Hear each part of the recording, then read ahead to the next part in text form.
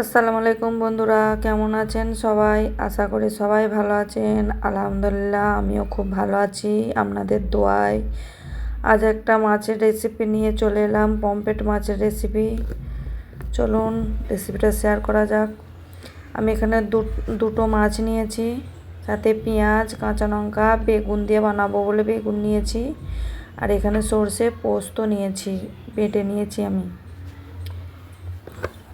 আমি মাছগুলোকে নুন হলুদ মাখিয়ে নেব।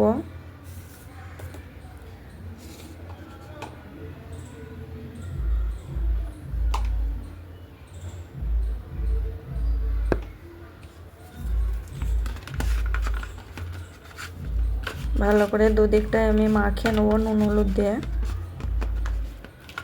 আমি রেখে দেবো এটা কিছুক্ষণের জন্য। আমি এবারে পেঁয়াজ আর কাঁচা লঙ্কাটা হালকা একটু পেস্ট করে নেব, হালকা পিষে নেব।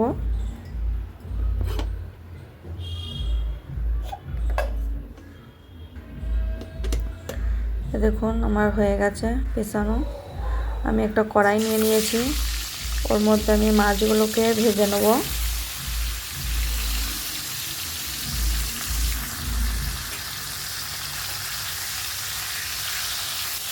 একদিকটা ভাজা হয়ে গেছে, সেম প্রসেসে আমি দুদিকটাই ভেজে নেব ভালো করে। সুন্দরভাবে ভাজা নিয়েছি, দেখতেই পাচ্ছেন।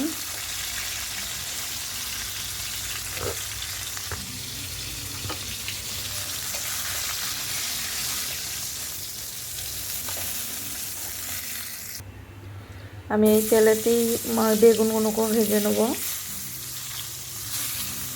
সুন্দরভাবে উল্টে পাল্টে ভেজে নেব।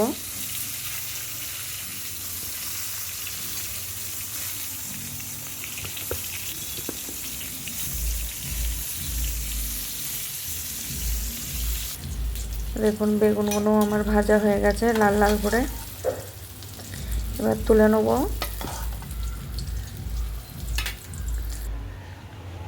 এই দেখুন ভাজা হয়ে গেছে আমার। এই তেলের মধ্যে কালো জিরে ফোড়ন আর লঙ্কা, শুকনো লঙ্কা দিয়ে দেবো। দিয়ে ওই পেঁয়াজের পেস্টটাও এর মধ্যে দিয়ে দেবো। একটু নাড়াচাড়া করে নেব।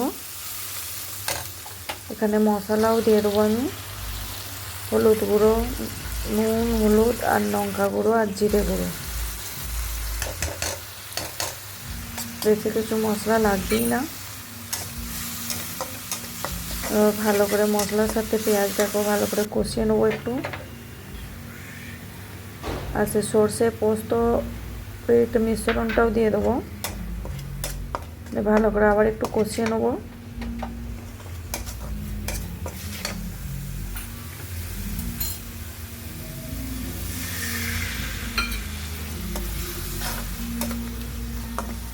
একটুখানি পানি দিয়ে কষিয়ে নিচ্ছি আমি ভালো করে মশলাটাকে।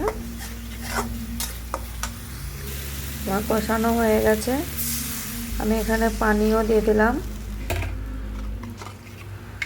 আমি এক বাটি 1.5 বাটির মতো পানি দিয়েছি। এবার আমি ঢাকা দিয়ে রেখে দেবো। একটু ফুটে এলেই দেখতেই পাচ্ছেন আমার ফুটে গেছে। এরপরে ভেজে রাখা বেগুন আর মাছটা এর মধ্যে দিয়ে দেবো।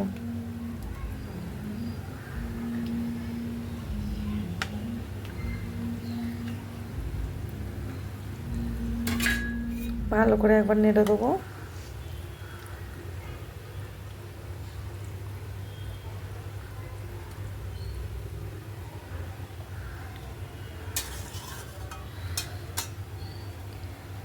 এটা কিছুক্ষণের জন্য ঢাকা দিয়ে রেখে দেবো।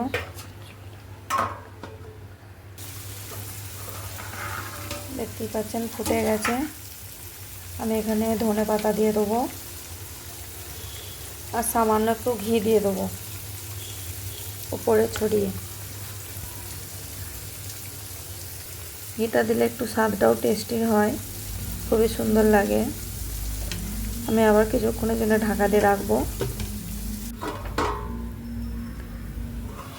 দেখুন মাশাআল্লাহ খুব সুন্দর হয়েছে। ভিডিওটা যদি ভালো লাগে please like comment share subscribe করে দেবেন। বন্ধুদেরকে দেখার অনুরোধ রইল। দেখা হচ্ছে নেক্সট ভিডিওয়।